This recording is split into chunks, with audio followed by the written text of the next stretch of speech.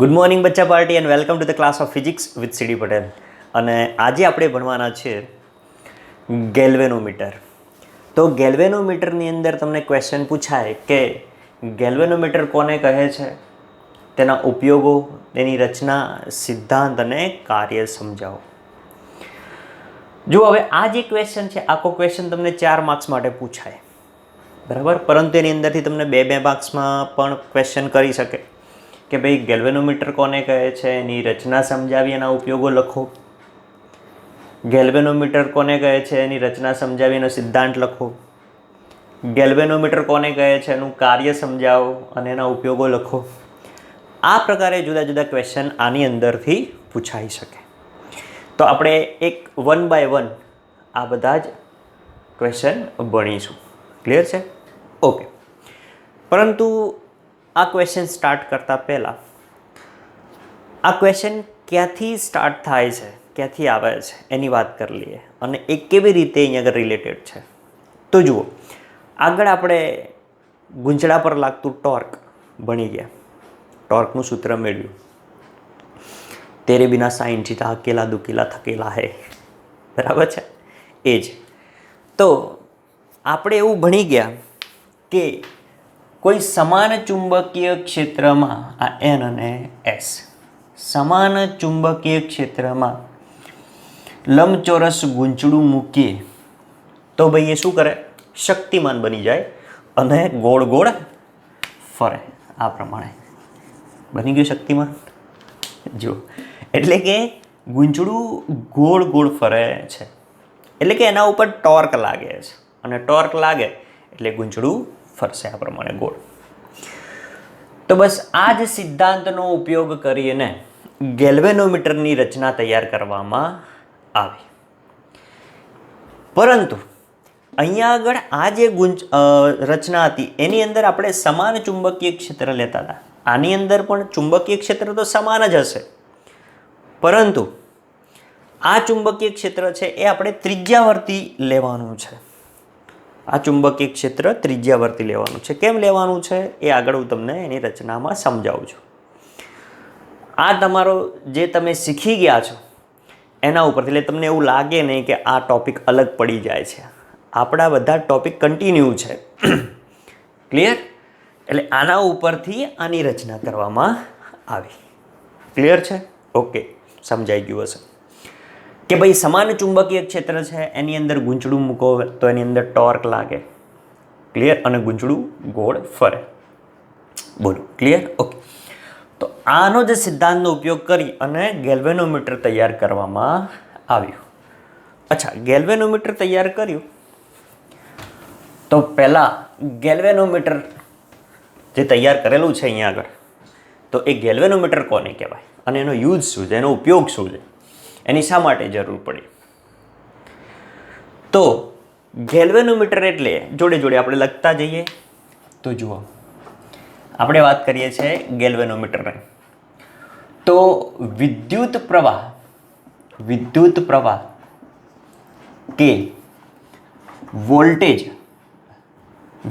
પ્રવાહ કે વોલ્ટેજ, માપનાર પાયાના ઉપકરણને ગેલ્વેનોમીટર કહે છે. ગેલ્વેનોમીટર કહે છે. એટલે કે કોઈ પરિપથમાંથી કેટલો વિદ્યુત પ્રવાહ પસાર થાય, સાહેબ એના માટે તો એમીટર છે. હા છે સાહેબ. તમે કહો છો વોલ્ટમીટર, તો એના માટે વોલ્ટમીટર છે, વોલ્ટેજ માપવા માટે છે. હા, પરંતુ આ ગેલ્વેનોમીટર એ પાયાનું ઉપકરણ છે.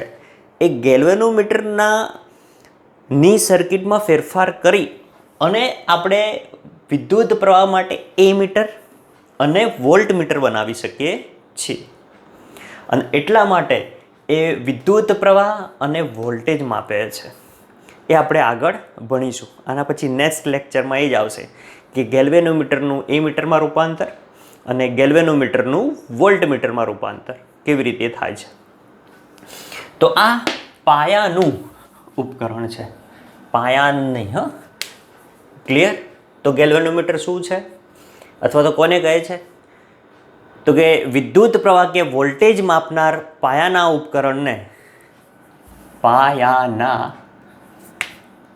ઉપકરણને ગેલ્વેનોમીટર કહે છે. ક્લિયર? ઓકે. અને એનો ઉપયોગ શું? તો આના ઉપરથી ખ્યાલ આવી જાય કે ભાઈ વિદ્યુત પ્રવાહ માપે અને વોલ્ટેજ માપે.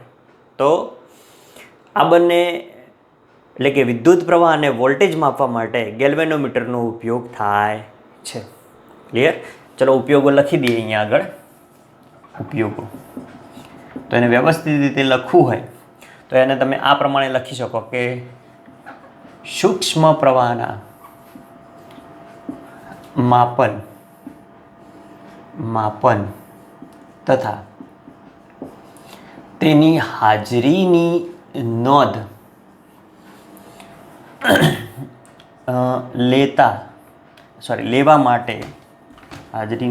લેવા માટે ગેલ્વેનોમીટરનો ઉપયોગ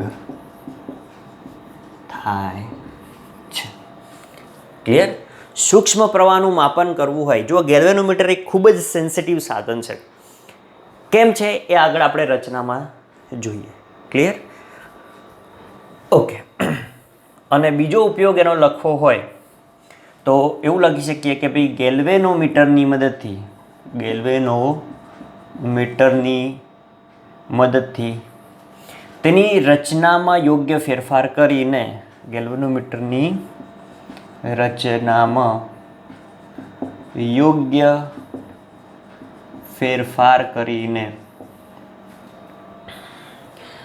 એમીટર અને વોલ્ટમીટર બનાવી શકાય છે. અને તો જ એ વિદ્યુત પ્રવાહ અને વોલ્ટેજનું માપન કરે. બોલો, ક્લિયર? તો આ બે વસ્તુ ક્લિયર થઈ ગઈ કે ગેલ્વેનોમીટર કોને કહેવાય અને એનો ઉપયોગ શું છે. ક્લિયર? ઓકે. તો હવે એના પછી આપણે એની રચનાની વાત કરીએ. હું અહીંયા આટલું કાઢી નાખું છું, તમે આટલું લખી દેજો અથવા તો સ્નેપ લઈ લો પહેલાં. આ છે ગેલ્વેનોમીટર અને આ ઉપયોગો છે. ઓકે. જો હવે આપણે એની રચનાની વાત કરીએ તો ગેલ્વેનોમીટરમાં એક્ઝેક્ટલી હોય શું? તો જુઓ, હમણાં જ કહ્યું એ જ પ્રમાણે કે ગેલ્વેનોમીટરની રચનામાં ખૂબ જ પ્રબળ લોહચુંબકના બે અર્ધનળાકાર બરાબર અને અંતર્ગોળ અને નળાકાર ધ્રુવો વચ્ચે હલકી લંબચોરસ ફ્રેમ છે બરાબર પર તાંબાના, આની વાત કરે છે, લંબચોરસ અથવા તો ગોળ પણ લઈ શકો તમે, પણ આ ફ્રેમ જે બનશે એ લંબચોરસ બનશે. તાંબાના પાતળા તાર વીંટાળીને બનાવેલા સાધન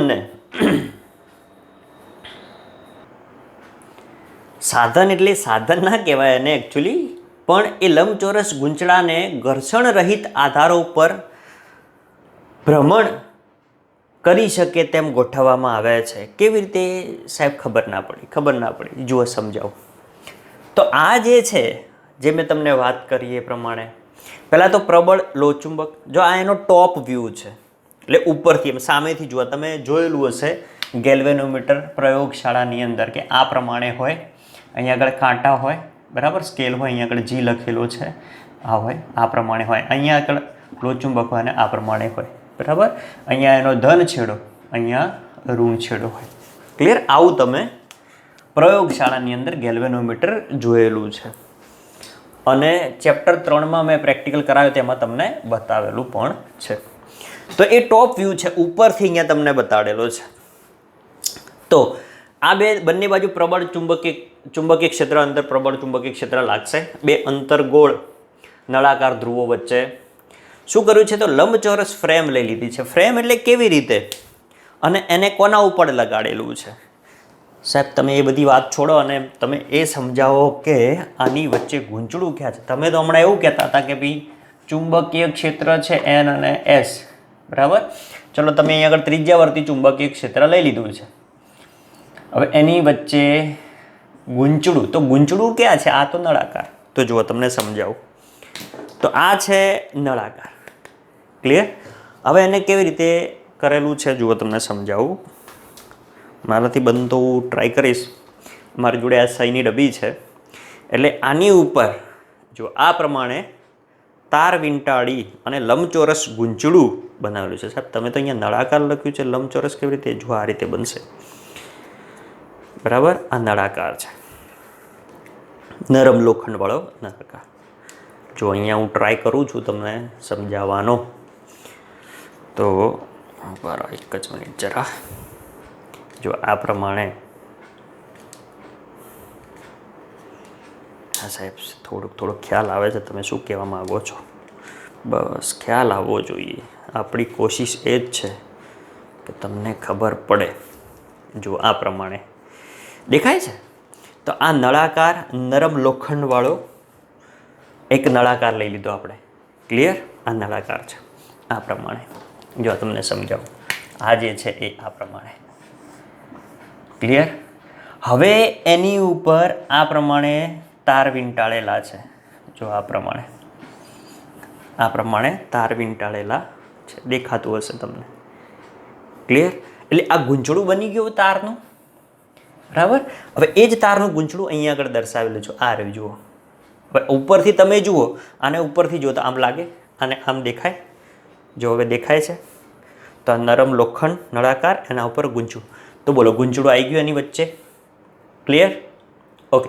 અને એની આસપાસ ચુંબકીય ક્ષેત્ર, એટલે કે ચુંબકીય ક્ષેત્રમાં એને મૂકેલું છે. બરાબર છે? ઓકે. હવે આની ઉપર શું કરેલું છે? તો આની ઉપર એક સ્પ્રિંગ લગાડેલી છે, અને બીજા છેડે પણ એક સ્પ્રિંગ લગાડેલી છે. બરાબર? ગૂંચળા સાથે કનેક્ટેડ છે. કોની સાથે? ગૂંચળા સાથે.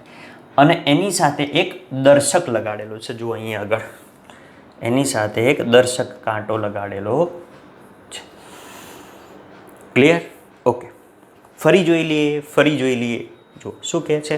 તો ગેલ્વેનોમીટરની રચનામાં પ્રબળ લોહચુંબકના બે અંતરગોળ અને નળાકાર ધ્રુવો વચ્ચે હલકી લંબચોરસ ફ્રેમ, એટલે આ લંબચોરસ ફ્રેમની વાત કરે છે.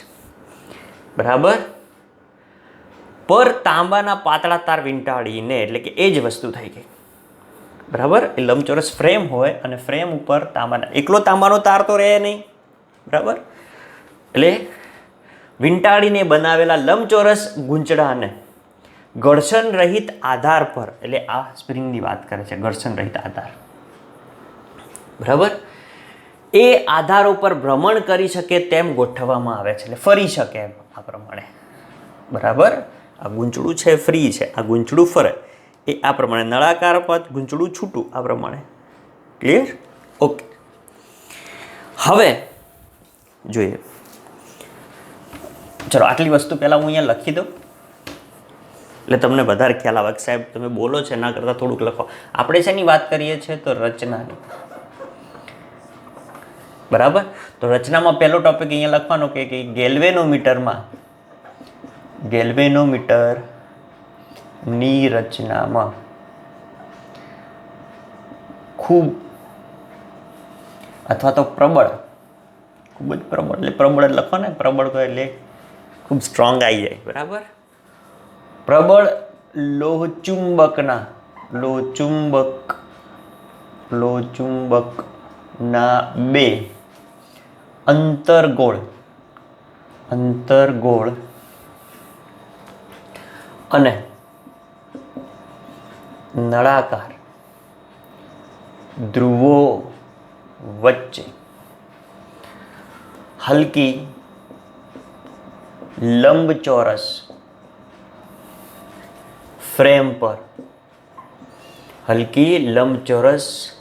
ફ્રેમ પર તાંબાના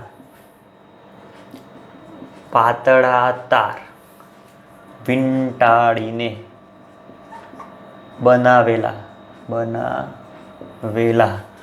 લંબચોરસ ગૂંચળાને ઘર્ષણ ગૂંચળાને ઘર્ષણ રહિત આધારો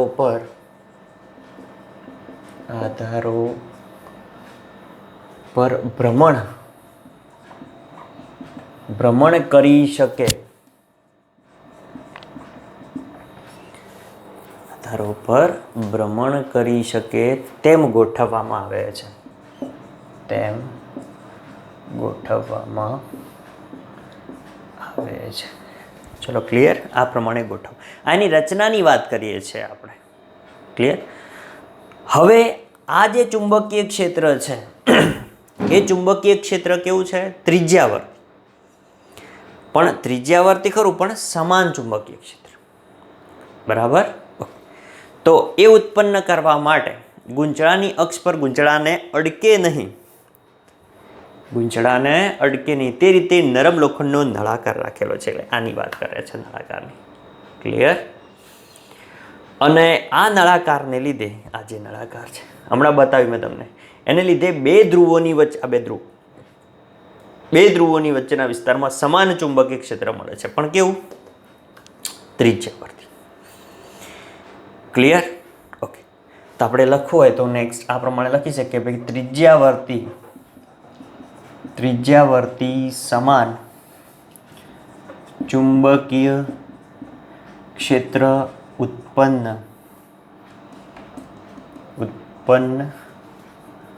કરવા માટે ગૂંચળાની અક્ષ પર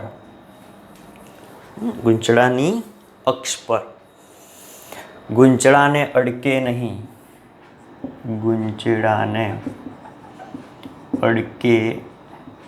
નહીં, તે રીતે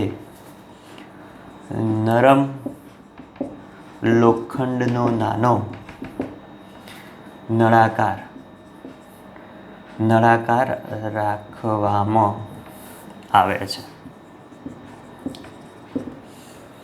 અક્ષરો થોડાક નાના છે, સમજી લેજો. હું બોલું છું એટલે તમને ખ્યાલ આવી જાય. બરાબર? અને આ નળાકારને લીધે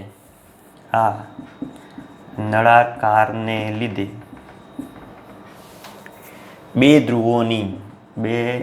ધ્રુવોની વચ્ચેના વિસ્તારમાં સમાન ચુંબકીય ક્ષેત્ર ઉત્પન્ન થાય છે. ક્લિયર? સમાન ચુંબકીય ક્ષેત્ર અહીંયા આગળ. ઓકે. ક્લિયર? અને તેથી ગૂંચળાના ભ્રમણની કોઈ પણ સ્થિતિમાં ગૂંચળાના ક્ષેત્ર એ અને ચુંબકીય ક્ષેત્ર એટલે ગૂંચળાનું ક્ષેત્રફળ, આ ગૂંચળાના ક્ષેત્રફળની વાત કરે છે, એટલે કે આ ગૂંચળાનું ક્ષેત્રફળ, લંબાઈ પહોળાઈ, એ ક્ષેત્રફળનો સદિશ એ અને ચુંબકીય ક્ષેત્ર બી, એટલે કે ચુંબકીય ક્ષેત્ર બી, આ બી, બરાબર, અને ગૂંચળાનો એ, એટલે આમ જોવા જઈએ તો એ ક્ષેત્રફળ થશે, એટલે આ એ થશે આ બાજુ, બરાબર, આ એ આ બાજુ થશે. તો આ જે બંને છે, બંને વચ્ચેનો ખૂણો કેવો થશે? હંમેશા 90નો થશે, 90નો. બરાબર? અને તેથી ગૂંચળા ઉપર ટોર્ક લાગશે. ક્લિયર? ગૂંચળા ઉપર શું થશે? ટોર્ક લાગશે. આપણે ઉપરથી જોઈએ તો ઉપર ક્ષેત્ર સદિશ આ થશે અને ચુંબકીય ક્ષેત્ર આ થશે. બોલો કેટલો ખૂણો થયો? આ પ્રમાણે ખૂણો કેટલો થયો જુઓ. ચુંબકીય ક્ષેત્ર આમ છે, ક્ષેત્રફળનો સદિશ આમ છે, બરાબર. બોલો કેટલો ખૂણો થયો? 90નો થયો. 90નો થયો. તો ગૂંચળા ઉપર શું થશે? ટોર્ક લાગશે, અને ટોર્કનું સૂત્ર શું હશે? તેરે બીના સાઇન થીટાવાળું, બરાબર. અને ટોર્ક ટાઉ બરાબર NIAB, બીનાવાળું સાઇન થીટા, અને થીટા બરાબર 90 હોય તો ટોર્ક બરાબર શું થશે? NIAB. એટલે કે મહત્તમ ટોર્ક લાગશે, મહત્તમ ટોર્ક લાગે છે. ક્લિયર? હું તમને લખી આપું ત્યાં આગળ, આ તો મેં ખાલી તમને સમજાયું. અને મહત્તમ ટોર્ક લાગે એટલે ગૂંચળું શું કરશે ભાઈ? ભ્રમણ કરશે. ક્લિયર? ઓકે. જોઈએ હવે પહેલાં લખી દઈએ અહીંયા આગળ કે ગૂંચળાના શું હતું? હા, ચુંબકીય ક્ષેત્ર ઉત્પન્ન થાય. ઓકે. તેથી ગૂંચળાના કોઈ પણ ગૂંચળાની કોઈ પણ સ્થિતિમાં, એટલે કે ગૂંચળાની કોઈ પણ સ્થિતિમાં ગૂંચળાના ક્ષેત્રફળનો સદિશ A અને ચુંબકીય ક્ષેત્ર B ઉપર તમને આ દેખાય છે? હા, દેખાય. બરાબર. તો ગૂંચળાના ક્ષેત્રફળ A અને ચુંબકીય ક્ષેત્ર B વચ્ચેનો ખૂણો 90 રહેશે. આની વાત કરે છે. બરાબર. તો આ એંગલ 90 રહેશે. તેથી ગૂંચળા ઉપર ટોર્ક લાગશે. તેથી ગૂંચળા પર ટોર્ક લાગે છે.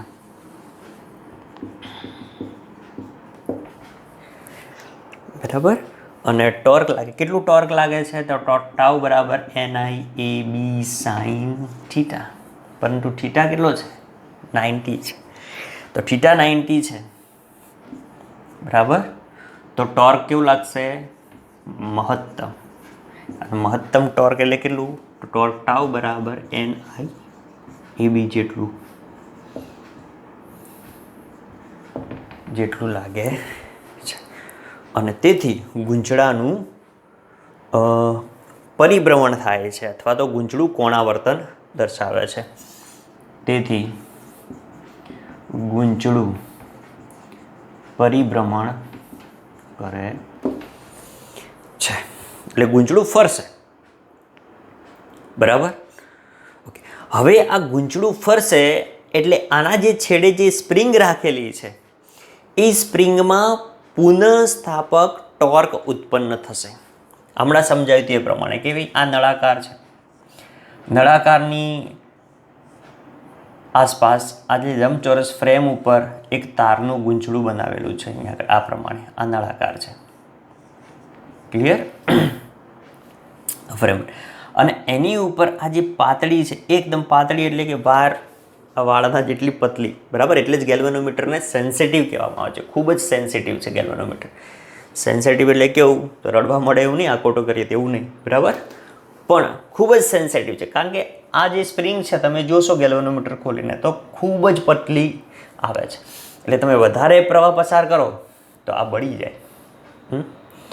તો આ જે સ્પ્રિંગ જોડેલી છે એ સ્પ્રિંગમાં પુનઃસ્થાપક ટોર્ક ઉત્પન્ન થશે, કારણ કે ગૂંચળું ફરશે. આમ ફરશે તો સ્પ્રિંગ એ પ્રમાણે ફરશે. તમે રમકડામાં જોયું હશે કે પેલું તાર છે, તારની સ્પ્રિંગો હોય છે, પેલી ગાડીઓ પાછી ખેંચીને આગળ જાય છે.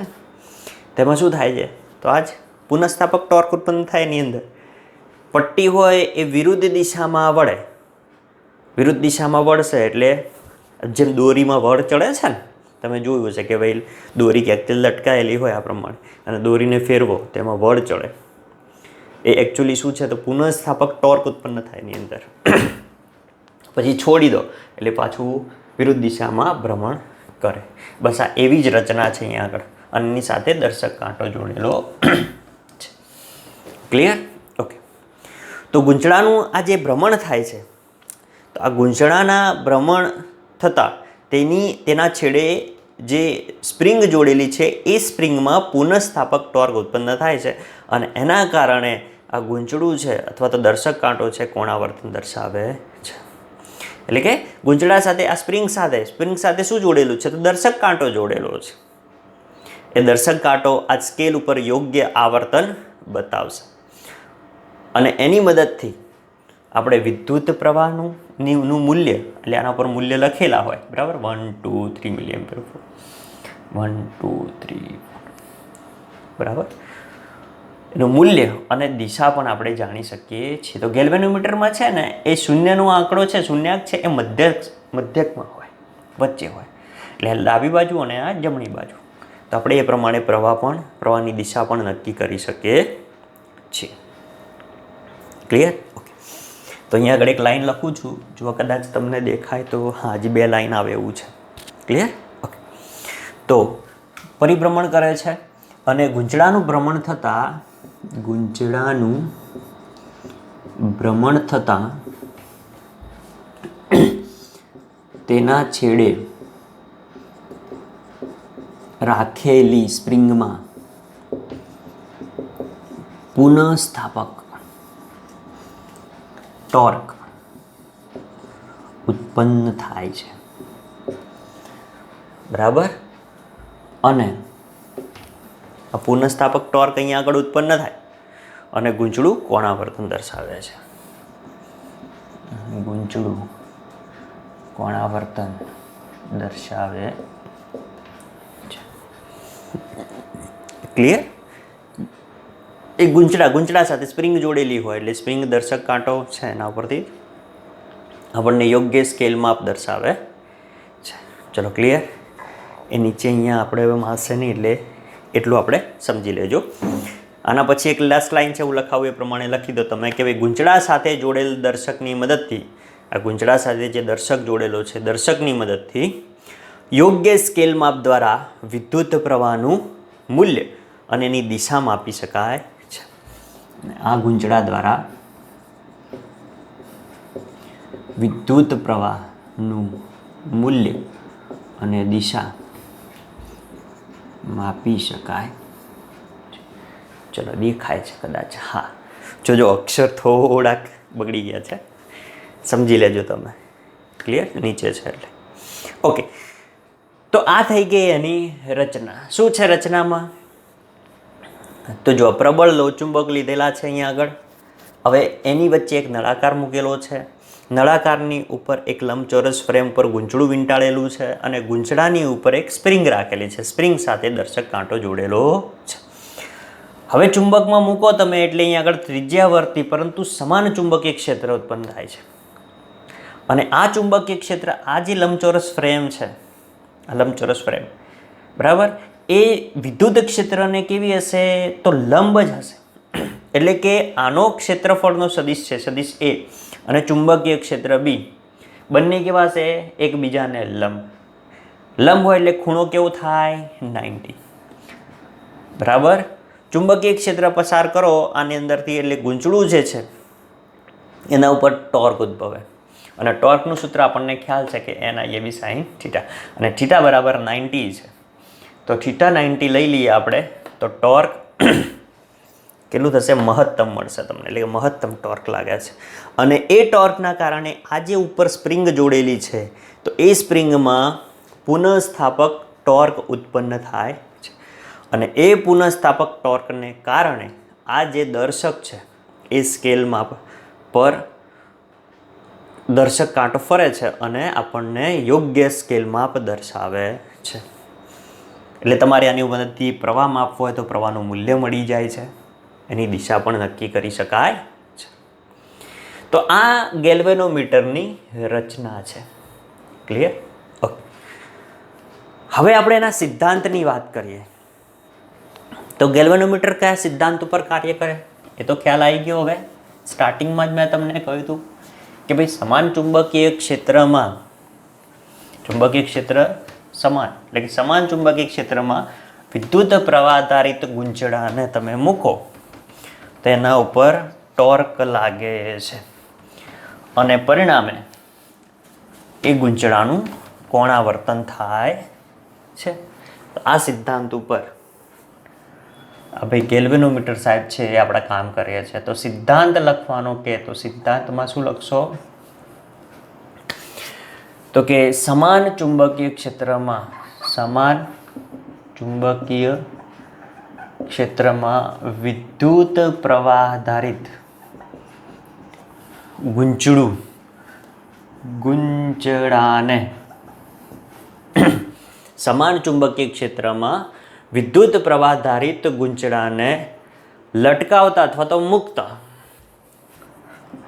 લટકાવતા અથવા તો મૂકતા તેના પર ટોર્ક લાગે છે અને ગૂંચળું કોણાવર્તન બતાવે છે, કોણાવર્તન પામે છે અથવા તો બતાવે છે. ક્લિયર? તો આ એનો સિદ્ધાંત થઈ ગયો. ક્લિયર? ગૂંચળું જ મૂકેલું છે ને ભાઈ સમાન ચુંબકીય ક્ષેત્ર માટે. ચુંબકીય ક્ષેત્ર કેવું છે? ત્રિજ્યાવર્તી. કેમ ત્રિજ્યાવર્તી લીધેલું છે? તો આ જે ગૂંચળું છે આ આમ ફરશે, આમ ફરશે, આમ ફરશે. તો એ ગૂંચળું ચુંબકીય ક્ષેત્રને લંબ રહે એટલા માટે. કેમ લંબ? તો આપણે મહત્તમ ટોર્ક મેળવવું છે એટલે. બરાબર? ઓકે. તો આ થઈ ગઈ રચના અને એનો સિદ્ધાંત. હવે જોઈએ કાર્ય. બરાબર? ઓકે. તો જુઓ, હવે સમજીએ ગેલ્વેનોમીટરનું કાર્ય કેવી રીતે કામ કરે છે. તો જુઓ, ખુરશી હતી આપણી કે ભાઈ ગેલ્વેનોમીટરના ગૂંચળામાંથી જ્યારે પ્રવાહ પસાર કરીએ, હવે આપણે શું કરીએ છીએ તો ગેલ્વેનોમીટરને બેટરી સાથે જોડી દઈએ છીએ. બરાબર? બેટરી સાથે જોડશો એટલે વોલ્ટેજ આપશો એટલે એમાંથી પ્રવાહ પસાર થશે, અને પ્રવાહ પસાર થશે એટલે એમાં ટોર્ક ઉદ્ભવશે. કારણ કે ગૂંચળામાં પ્રવાહ આધારિત ગૂંચળું હોય ને તો જ આપણે અહીંયા આગળ ટોર્ક ઉદ્ભવે ને. એમનું કંઈ ખાલી તો હવામાં કંઈ ઉત્પન્ન થાય નહીં. બરાબર? તો પ્રવાહ પસાર કરશો એટલે એમાં ટોર્ક ઉદ્ભવશે. અહીંયા જોડે જોડે લખતા જઈએ કે ગેલ્વેનોમીટરમાં, પછી કમ્પ્લીટ તમને એકવાર ફરીથી સમજાવી દઉં કે ગેલ્વેનોમીટરના ગૂંચળામાંથી I જેટલો વિદ્યુત પ્રવાહ પસાર થતાં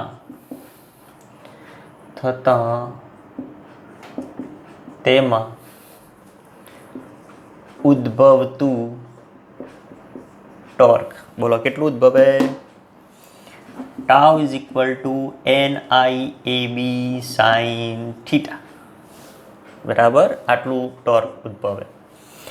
પરંતુ અહીંયા આગળ સમાન ત્રિજ્યાવર્તી ચુંબકીય ક્ષેત્રના કારણે મહત્તમ ટોર્ક લાગે છે. કેમ? તો કે ચુંબકીય ક્ષેત્ર બી અને જે લંબચોરસ ગૂંચળું છે એનો ક્ષેત્રફળનો સદિશ બંને વચ્ચેનો ખૂણો કેટલો છે? 90. તો sin 90 ને કારણે મહત્તમ ટોર્ક ઉત્પન્ન થશે, એટલે કે ટોર્ક લાગશે. ક્લિયર? ઓકે. તો નેક્સ્ટ લખીએ આપણે કે ત્રિજ્યાવર્તી ચુંબકીય ક્ષેત્રના કારણે મહત્તમ ટોર્ક લાગે છે. તો મેક્સિમમ ટોર્ક બરાબર કેટલું થાય?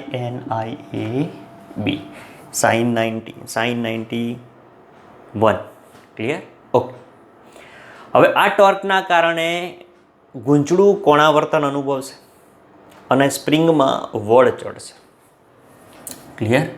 લખો કે આ ટોર્કના કારણે ગૂંચળું કોણાવર્તન અનુભવે છે અને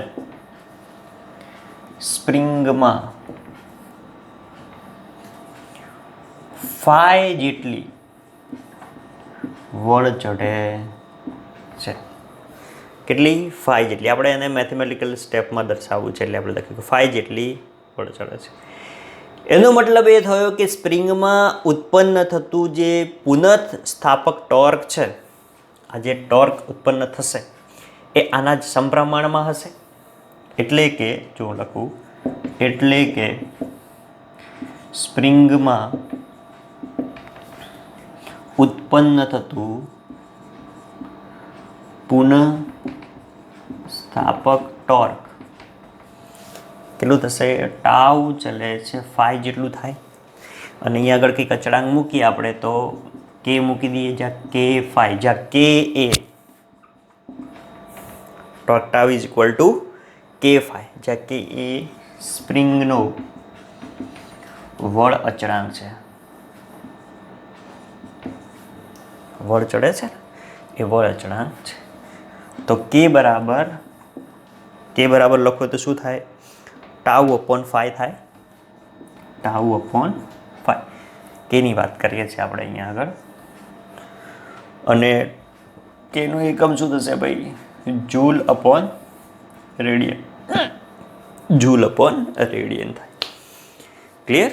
જ્યાં કે શું છે? સ્પ્રિંગનો વળ અચળાંક. આમાં વળ ચડશે એની વાત છે.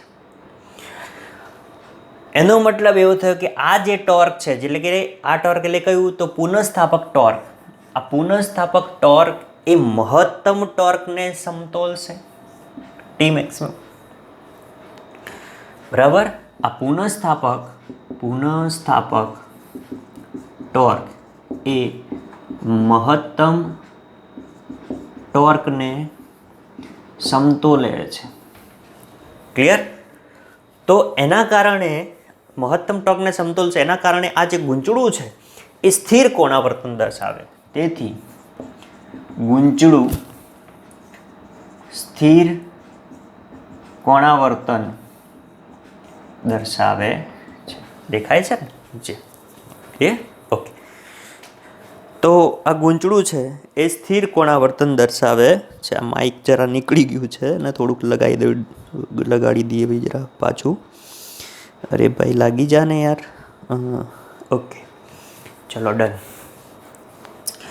તો પુનઃસ્થાપક ટોર્કને સમતોલ છે અને એના કારણે જે ગૂંચળું છે એ સ્થિર કોણાવર્તન દર્શાવે છે. સ્થિર કોણાવર્તન દર્શાવશે એટલે આ સંતુલિત સ્થિતિમાં થઈ ગયું. તો સંતુલિત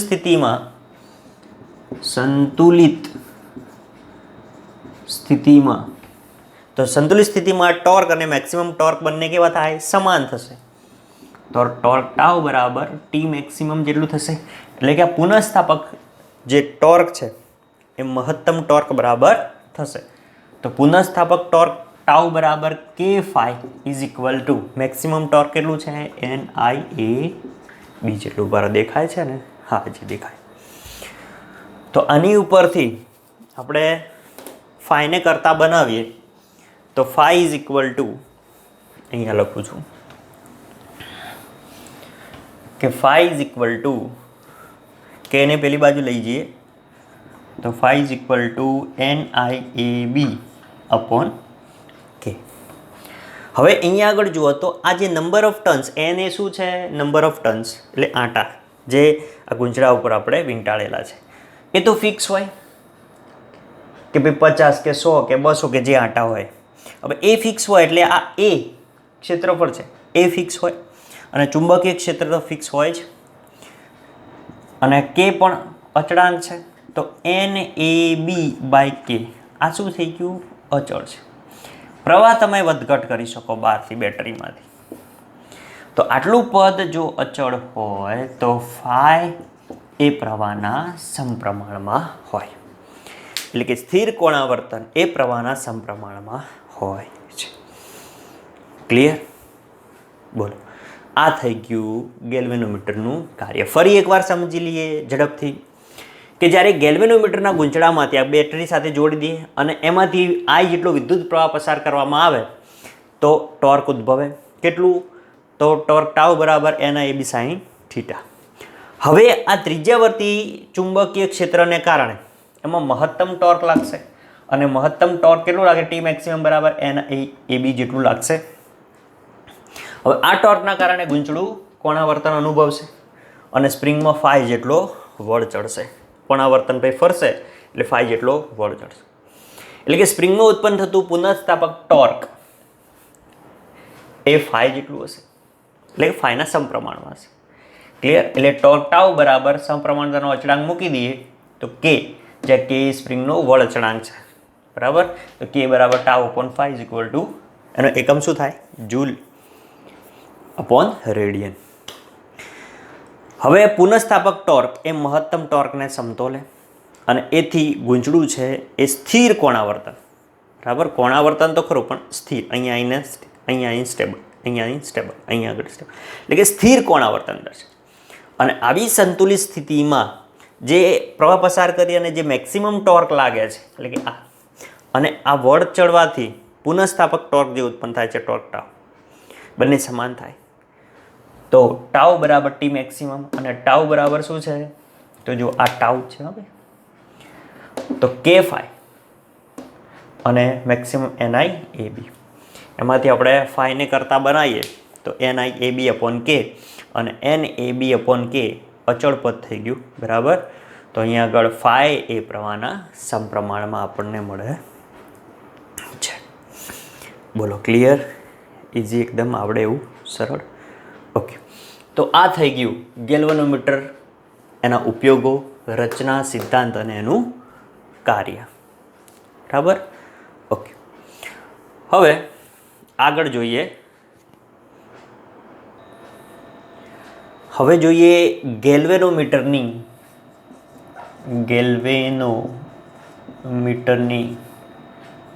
પ્રવાહ સંવેદિતા અને ગેલ્વેનોમીટરની વોલ્ટેજ સંવેદિતા.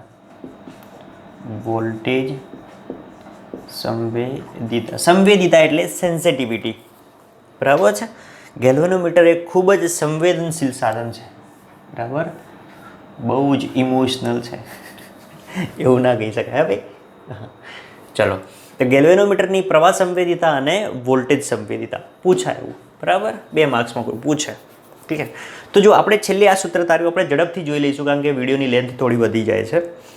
તો જુઓ, આપણે છેલ્લે આ સૂત્ર તાર્યું કે phi is equal to NAB upon K into I. હવે પ્રવાહને આ ફાઈના છેદમાં લાવી દઈએ આપણે, તો ફાઈ અપોન I બરાબર NAB અપોન K. હવે આ સમીકરણમાં ફાઈ અપોન I ને પ્રવાહ સંવેદિતા કહે છે. એટલે કે એકમ પ્રવાહ દીઠ મળતું આવર્તન. ગેલ્વેનોમીટરની પ્રવાહ સંવેદિતા એટલે,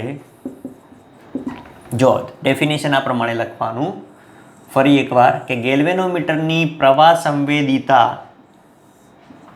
એટલે એકમ પ્રવાહ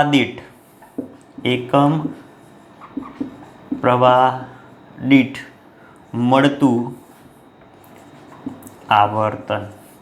ફાઈ શું દર્શાવે છે? કોણાવર્તન, એટલે કે આવર્તન, જેને શું કહેવામાં આવે છે? વિદ્યુત પ્રવાહની સંવેદિતા. તો ફાઈ અપોન I બરાબર NAB અપોન K. તો ગેલ્વેનોમીટરની પ્રવાહ સંવેદિતા પૂછે તો એની વ્યાખ્યા લખવાની કે ગેલ્વેનોમીટરની પ્રવાહ સંવેદિતા એટલે કે એકમ પ્રવાહ દીઠ મળતું આવર્તન. પછી આ ઇક્વેશન લખવાનું કે phi upon I is equal to NAB upon K, જ્યાં N એ શું છે? તો આંટાઓની સંખ્યા, A ક્ષેત્રફળ, B ચુંબકીય ક્ષેત્ર અને નીચે K વોલ્ટેજ. ક્લિયર છે? ઓકે, હવે આના ઉપરથી એક વાત જુઓ. આખા ગુણોત્તરને પ્રવાહ સંવેદિતા કહેવાય, ફાઈ અપોન I ને. ઓકે, તો હવે આ જે પ્રવાહ સંવેદિતા છે કોની? ગેલ્વેનોમીટરની. શું એને વધારી કે ઘટાડી શકાય? તો કે હા. કેવી રીતે? તો સાહેબ તમે આ આંટાની સંખ્યા વધાર દો. બરાબર, આ એ છે ક્ષેત્રફળ છે. જો આંટા વધશે, ક્ષેત્રફળ એ પ્રમાણે વધવાનું છે. આ અચળ છે, બી અચળ છે, આ વધવાનું, તો આ વધી શકાય. ઘટાડવું તો શું કરવાનું? આનું મૂલ્ય, આ આંટાઓની સંખ્યા ઘટાડી દો. બરાબર, તો એ ઘટી શકે છે. એટલે કે ફાઈ અપોન I એ કોના ઉપર આધારિત છે? N ઉપર આધારિત છે. અને N વધારો તો પ્રવાહ સંવેદિતા વધે, N ઘટાડો તો પ્રવાહ સંવેદિતા ઘટે. એટલે કે પ્રવાહ દેખાય છે ને? હા, પ્રવાહ સંવેદિતા વધારી કે ઘટાડી શકાય છે. શું આવું વોલ્ટેજ સંવેદિતા માટે શક્ય છે? જો આપણે ડિફરન્સ જોડે લઈ લઈએ એટલે તમને વધારે ખ્યાલ આવે. પહેલાં તો વોલ્ટેજ સંવેદિતા શું છે? તો સાહેબ હવે એકમ પ્રવાહ દીઠ આવર્તન હતું, એવું એકમ વોલ્ટેજ દીઠ આવર્તન કર દો. પણ વોલ્ટેજ લાવવો ક્યાંથી? તો આપણા જૂના અને જાણીતા ઓમના નિયમ ઉપરથી. ચલો, ઓમનો નિયમ શું છે? પહેલાં તો આ લખી દઈએ કે phi upon I is equal to NAB upon K. આની જગ્યાએ ઓમનો નિયમ શું છે? V is equal to IR. તો I is equal to V upon R થાય. તો ઓમના નિયમ ઉપરથી વિદ્યુત પ્રવાહની કિંમત મૂકી દઈએ. અહીંયા આગળ ફાઈ અપોન V અને ઉપર R જશે, is equal to NAB upon K. હવે અહીંયા R છે કે આવશે? આ બાજુ લઈ જઈએ તો નીચે આવે ભાઈ. બોલો આવે? હા, આવે જ ને સાહેબ, લખો. તો ફાઈ અપોન V બરાબર NAB અપોન KR. તો બોલો આવી ગયું. આ શું થઈ ગયું? એકમ વોલ્ટેજ દીઠ મળતું આવર્તન એટલે કે વોલ્ટેજ સંવેદિતા. એટલે અહીં આગળ વ્યાખ્યા લખવી તો લખાય કે વોલ્ટેજ સંવેદિતા એટલે એકમ વોલ્ટેજ દીઠ આવર્તન મળતું આવર્તન દીઠ મળતું આવર્તન. એની વ્યાખ્યા થઈ ગઈ. બરાબર. એકમ વોલ્ટેજ દીઠ મળતું આવર્તન એને શું કહીશું? વોલ્ટેજ સંવેદિતા. બરાબર છે. ઓકે. તો શું આ વોલ્ટેજ સંવેદિતાને પણ વધારી ઘટાડી શકાય? ક્વેશ્ચન છે. જુઓ તો તમારો આન્સર હશે, સાહેબ તમે કહો શું થશે? વધારી શકાય કે ઘટાડી શકાય? કે વધારી ઘટાડી શકાય કે ના વધારી ઘટાડી શકાય? તો નહીં વધારી ઘટાડી શકાય. કેમ? તો જુઓ અહીંયા આગળ તમે અહીંયા આગળ આંટાઓની સંખ્યા વધારશો, આંટાઓની સંખ્યા વધારશો તો એનો અવરોધ પણ વધશે. ક્લિયર? આ જે આંટાઓની સંખ્યા છે એ તમે વધારશો, નંબર ઓફ ટર્ન્સ વધારો તો અવરોધ પણ વધે ને. આર એ શું છે? અવરોધ છે. તો આર પણ વધશે. જો આર વધશે તો પછી આ આંટાઓની સંખ્યા વધારવાનો કોઈ મતલબ જ નથી. બરાબર. તો અવરોધ વધવાનો જ છે ઓટોમેટિકલી. બરાબર. તો આ જે φ/v છે એ n/r પર આધારિત છે. બરાબર. આ બાકીનું બધું તો આના પ્રમાણે કોન્સ્ટન્ટ જ રહેવાનું છે. તો શું થશે? તો આંટાઓની સંખ્યા વધારશો તો અવરોધ વધશે. ટૂંકમાં φ/v એ કેવું રહેશે? અચળ જ રહેશે. બરાબર. એમાં વધારો કે ઘટાડો થઈ શકશે નહીં. તો આ છે પ્રવાહ સંવેદિતા કોની? ગેલ્વેનોમીટરની. અને વોલ્ટેજ સંવેદિતા ગેલ્વેનોમીટરની. ગેલ્વેનોમીટર માટે આ એક જ આકૃતિ બધામાં તમે દોરી શકો છો. શું પૂછ્યું છે એ મેટર કરે છે. ક્લિયર? તો આ વાત થઈ ગઈ. ગેલ્વેનોમીટર કોને કહેવાય? એના ઉપયોગો, એની રચના, એનો સિદ્ધાંત, એનું કાર્ય. બરાબર. પછી ગેલ્વેનોમીટરની પ્રવાહ સંવેદિતા પૂછે અથવા તો વોલ્ટેજ સંવેદિતા પૂછે તો આપણે એ પ્રમાણે લખવાનું. ક્વેશ્ચન જે પ્રમાણે પૂછાય એ પ્રમાણે લખવાનું. બરાબર. તો એ પ્રમાણે તમને માર્ક્સ મળશે. ક્લિયર છે? હોપ કે બધું સમજાઈ ગયું હશે તમને. ક્લિયર? ઓકે. તો મળીએ નેક્સ્ટ લેક્ચરમાં. ત્યાં સુધી ભણતા રહો.